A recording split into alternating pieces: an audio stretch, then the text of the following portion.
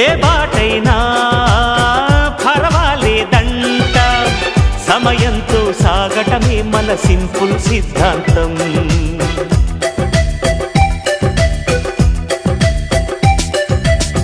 చిరుగాలికి పరిమళమిచ్చే సిరిమల్లెల వనమై ఉందాం, గగనాన్ని నేలను కలిపే హరివిల్లుల వంతెన అవుదాం.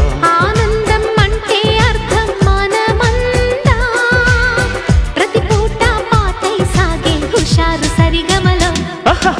ఎన్నో ఎన్నో రాగాలుండే సంగీతం కాదా, చల్లకి నవ్వుల కేరింత.